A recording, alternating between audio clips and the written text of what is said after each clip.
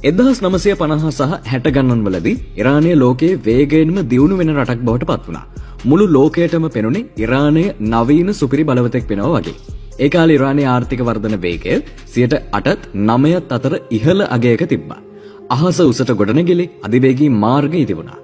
Tehran නගරය හරියට ඇමරිකානු නගරයක් වගේ ඇමරිකානු කාර්, ෆැෂන් ෂෝ සහ shopping mall වලින් පිරීලා ගියා. හැබැයි පුදුමයකට වගේ මේ හැමදේම මායාවක් විතරයි. ඇයි එහෙම කියන්නේ? මොකද එක පැත්තකින් ඉරානයේ හිටපු ධනවත් පන්තිය සාද පවත්වමින් සල්ලි වියදම් කරද්දී ඉරානයේ දුප්පත් මිනිස්සුන්ගේ ස්වභාවය ඊටාම අන්ත දුගී තත්වයකයි තිබ්බේ. රටේ ජනගහනයෙන් භාගයකටම විදුලිය තිබ්බේ නැහැ. උද්දමනය අහස උසට නැගලා වෙරකියාව උපරිම වෙලා ඉරානයේ ගොඩාක් පළාත්වල මිනිස්සු බඩගින්නේ තමයි හිටියේ. තමන්ගේම රටේ තෙල් වලින් ඉරානය හොයපු සල්ලි වලින් 80%ක්ම ගියේ බටහිර ඇමරිකානු සහ බ්‍රිතාන්‍ය සමාගම් වලට. ඉරාන රජයට ලැබුණේ 20%ක් විතරයි. සාමාන්‍ය ඉරාන ජාතිකයෙකුගේ පැත්තෙන් බැලුවොත් ඇමරිකානුවන් ඔවුන්ගේ තෙල් වලින් පෝසත් වෙනවා. ඉරානයේ ප්‍රභූපන්තියත් පෝසත් වෙනවා. හැබැයි සාමාන්‍ය මිනිස්සුන්ට හරියට කන්නවත් විදිහක් තිබ්බේ නැහැ. අංක 3 රටක් බංකොලොත් කළ ඩොලර් මිලියන 100 සාදය. මෙන්න මේ දරුණු තත්ත්වය ඇස්සේ තමයි 1971 ඔක්තෝබර් මාසයේදී ඉරානයේ ෂා රජු ලෝකයේම කම්පා කරපු සාදයක් ලෑස්ති කළේ. මේක පවත්වන්නේ පර්සියානු අධිරාජ්‍යයට අවුරුදු 2500ක් පිරීම සමරන්න. ශිරාස් කියන සුරංගනා නගරයට ලෝකයේ හිටපු රජවරු, ජනාධිපතිවරු, අගමැතිවරු 62ක් තමන්ගේ පෞද්ගලික ජෙට් යානාවලින් ගොඩ බැස්සා. මේක ලෝක ඉතිහාසයේ මිනිස්සු දැකපු මෙල අධිකම සාදය කිව්වොත් නිවැරදි. මේ සාදයට පැරිස් නුවරින් කෑම වර්ග කිලෝ 18000ක් ගෙනාවයි කියලා ආරංචි. ඒ වගේම වයින් බෝතල් 25000ක් ගෙනාවා. පිස්සු හැදෙන කාරණාව තමයි මේ වයින් ටික කූල් එකේ තියාගන්න යුරෝපයෙන් හමුදා ගුවන් යානා හරහා අයිස් ටොන් ගණනක් ඉරාන කාන්තාරයට ගෙනාපු එක. ඒ මදිවට කාන්තාරයේ මැද උද්‍යානයක් හදන්න යුරෝපයෙන් ගස් 15000කුත් මල් 10000 ගානකුත් ගෙනාවා. ඉතින් මේක හද්දි ඔයාට තේරෙනවා ඇති මේක මොනතරම් පිස්සු වැඩක්ද කියලා. රටේ සාමාන්‍ය මිනිස්සුන්ට කන්න නැතුව බඩගින්නේ මැරෙද්දී ෂා රජු මේ එක පාටියකට ඩොලර් මිලියන 100ක් වියදම් කළා. 1971 දී නම් ඩොලර් මිලියන 100ක් කියන්නේ අද කාලේ හැටියට ඩොලර් මිලියන 800ක්. අපේ ලංකාවේ සල්ලි වලින් කිව්වොත් එහෙම රුපියල් කෝටි 72000ක් විතර වෙනවා.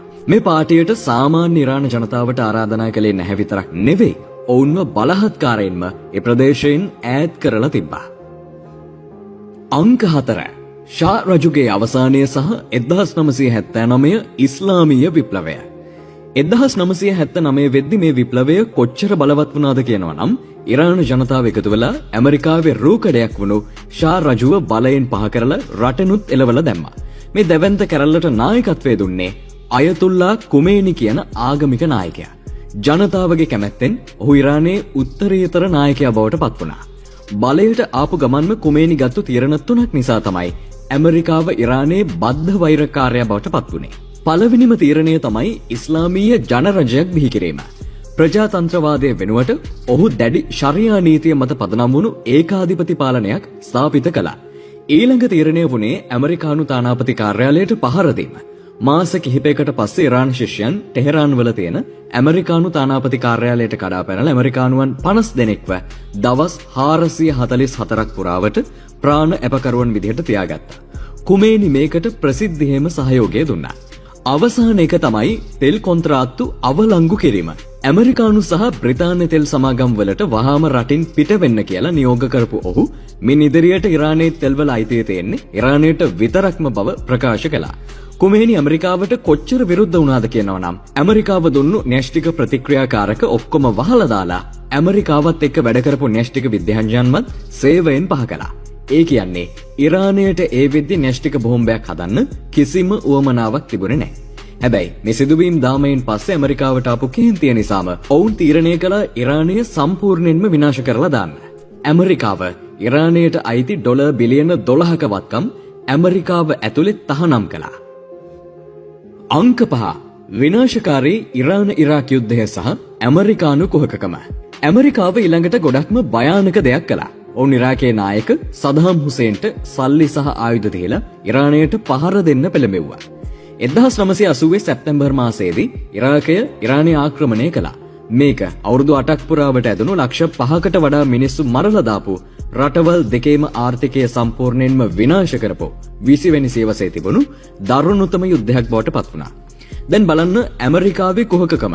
සදාම් හුසේන් ඉරානයට ගහද්දී ඇමරිකාව සදාම්ගේ පිටට තට්ටු කරලා උට ඕනි කරන සල්ලි, ආයුධ සහ බුද්ධි තොරතුරු ඔක්කොම දුන්නා. හැබැයි පස්සේ කාලෙක සදාම් හුසේන් කුවේට් වල තෙල්ලින් අල්ලගන්න කුවේට් වලට පහර දෙනකොට ඇමරිකාව රටවල් 30ක් එකතු කරගෙන ගිහින් ඉරාකය විනාශ කරලා දැම්මා. අන්තිමට 2006 දී ඇමරිකාව මැදිහත් වීමෙන් සදාම් හුසේන්ව ප්‍රසිද්ධියේ එල්ලා මරනු ලැබුවා. ඉරානයේ පැත්තෙන් බැලුවොත් ඇමරිකාව හිතාමතාම උන්ගේ ආර්ථිකය විනාශ කළා. ඔවුන්ගේ හතුරන්ට ආයුධ දීලා යුද්ධ කළා. ගඩාෆි සදාම් වගේ ඇමරිකාවට විරුද්ධ වෙන ඕනෙම නායකයෙක්ව ඇමරිකාව දඩයම් කළා. මේ වෙද්දී ඇමරිකාව ලෝකයේ රටවල් 100ක විතර ආණ්ඩු පෙරලලා තියෙනවා. ඉතින් ඉරානයට ඇමරිකාව ගැන තියෙන මේ බය සාධාරණයි නේද? අංක 6 න්‍යෂ්ටික තරඟය සහ භූදේශපාලනික චෙස් පුවරුව. මේ බය නිසාම 1984 දී ඉරානය තමන්ගේ විද්‍යාඥයන්ව ආයෙත් කැඳවලා න්‍යෂ්ටික බෝම්බයක් හදන්න පටන් ගත්තා. හැබැයි ඉරානයේ න්‍යෂ්ටික වැඩසටහන ඉස්සරහට ගෙනියන්න හදන හැම වෙලාවෙම ඊශ්‍රායලයයි ඇමරිකාවයි එකතු වෙලා ඒවා විනාශ කරලා දැම්මා. අනික් අතට ඊශ්‍රායලයටත් බයක් වෙනවා. මොකද ඉරාන නායකයන් ප්‍රසිද්ධියෙම ඊශ්‍රායලයේ මැද පෙරදිග සිටියමෙන් අතුගාලම දහන බවට තර්ජනය කරලා තියෙන නිසා. මේ නිසාම ඇමරිකාව ඉරානයේ 4 අතින්ම වට කළා. 2003 ඉරාක ආක්‍රමණයෙන් පස්සේ ඉරානයට බටහිරින් ඉරාක දේශ සීමාවේ ඇමරිකානු හමුදා බටයන් 1,100,000ක් ඉරාකයේ හිටියා. හැබැයි දැන් තත්ත්වය වෙනස්. 2011න් පස්සේ ඇමරිකාව හමුදාව විශාල වශයෙන් ඉවත් කරගත්තා. දැනට ඉරාකයේ ඉතිරි වෙලා තියෙන්නේ බටයන් 2500ක් වගේ සුළු පිරිසක් විතරයි. හැබැයි තාමත් ඉරාකයේ තියෙන ඇමරිකානු කඳවුරු ඉරානයට ලොකු තර්ජනයක්. නැගෙනහිර දිශාවෙන් ඇෆ්ගනිස්තානයේ ඇමරිකානු හමුදා බටයන් ලක්ෂයක් සහ ප්‍රහාරක ගුවන් යානා 2021 වසර වෙනකම්ම තිබුණා. හැබැයි 2021 දී ඇමරිකාව ඇෆ්ගනිස්තානයෙන් සම්පූර්ණයෙන්ම ඉවත් වුණා. දැන් එතන පාලනය කරන්නේ තාලිබාන්වරු. ඒ නිසා කලින් තිබුණ වගේ ලක්ෂයක හමුදාවක් දැන් ඉරානයට නැගෙනහිරින් නැහැ. දකුණින් ගත්තහම පර්සියානු ගල්ෆ් කලාපයේ පාලනය ඇමරිකාවේ 5 වැනි නාවික බලඇණිය සතුව තියෙනවා. ඒ වගේමයි ඈත බටහිරින් ඊශ්‍රායලයේ සතුව න්‍යෂ්ටික බෝම්බ 90ක් විතර තියෙනවයි කියලා සාමාන්‍යයෙන් සැක පළ කරනවා. ඒ මදිවට සෞදි අරාබිය සහ එක්සත් අරාබි එමීර් වගේ රටවලුත් දැන් ඉන්නේ ඇමරිකාව පැත්තේ. ඉතින් ඉරානය මෙච්චර කාලයක් ජීවත් වුණේ Tamanගේ රටට හැම පැත්තකින්ම දැවැන්ත මරණ තර්ජන එල්ල වෙන තත්ත්වයක් මතයි. අංක 7 න්‍යෂ්ටික ගිවිසුම ට්‍රම්ප්ගේ වෙනස සහ අවසානය. මේ තරම් තර්ජන මැද වුණත් ඉරානය ඇමරිකාවට කිව්වා ඔයාලා අපේ රටට දාලා තියෙන සම්බාධක ඔක්කොම අයින් කරනවා නම් අපි අපේ න්‍යෂ්ටික වැඩසටහන නවත්වන්නම් කියලා. මේකේ ප්‍රතිඵලයක් විදිහට 2015 දී බැරක් ඔබාමා ඉරානයට දාලා තිබුණු සම්බාධක ඉවත් කළා. ඉරානයත් Tamanගේ න්‍යෂ්ටික යුරේනියම් බලගැන්වීම නැවැත්තුවා. ඔන්න දැන් හැමදේම සාමකාමීව විසඳෙන්නයි යන්නේ. හැබැයි 2018 දී ඩොනල්ඩ් ට්‍රම්ප් බලයට ආපු ගමන්ම මේ ගිවිසුම් සම්පූර්ණයෙන්ම අවලංගු කරලා ආයෙත් ඉරානයට දරුණු සම්බාධක දැම්මා. ට්‍රම්ප් කිව්වේ මගේ ජීවිතයට දැකපු මෝඩම ගිවිසුම මේක කියලායි. එතකොට ඉරානයට හොඳටම කේන්ති ගියා. ඔවුන් තීරණය කළා ඇමරිකාවට ඕනි දෙයක් කරගන්න කියලා අපි කොහොම හරි න්‍යෂ්ටික බෝම්බයක් හදනවමයි කියලා. අද මේ තියෙන දැවැන්ත යුදමය ගැටුමේ ප්‍රධාන මූලාරම්භය වෙන්නේ අන්න ඒක. ඉරානයේ පැත්තෙන් බැලුවොත් එහෙම ඔවුන්ව කොල්ල කෑවා. පාවා දුන්නා. ප්‍රහාර එල්ල කළා. ඔවුන් සාමේ හස්තය දිගු කරපු වෙලාවේ ඇමරිකාව ඔවුන්ව රවට්ටලා ආයෙමත් න්‍යෂ්ටික අවි හදන තැනටම ඔවුන්ව තල්ලු කළා. මේ කතාවෙන් ඔප්පු වෙන එකම දේ තමයි මේ කුරිරු භූදේශපාලනික ලෝකයේ ඇතුලේ සදාකාලික මිතුරන් හෝ සදාකාලික සතුරන් නැහැ කියන එකත් ඒ වෙනුවට තියෙන්නේ සදාකාලික අවශ්‍යතා පමණක් කියන එක. බටහිර ලෝකයේ දකින්නේ නපුරු රටක් න්‍යෂ්ටික අවි හදනවා කියලා වුණාට ඉරානය දකින්නේ දශක ගණනාවක පාවාදීම් වලින් Tamanගේ රට බේරගන්න ඔවුන් නොබිදින පලිහක් හදනවා කියලයි. දැන් තියෙන භයානකම ප්‍රශ්නේ තමයි මේ වෛරය සහ පරිගැනීම රාජ්‍යතාන්ත්‍රික සාකච්ඡාවකින් ඉවර වෙයිද? නැත්නම් විනාශකාරී 3 වෙනි ලෝක යුද්ධයකින් ඉවර වෙයිද කියලා.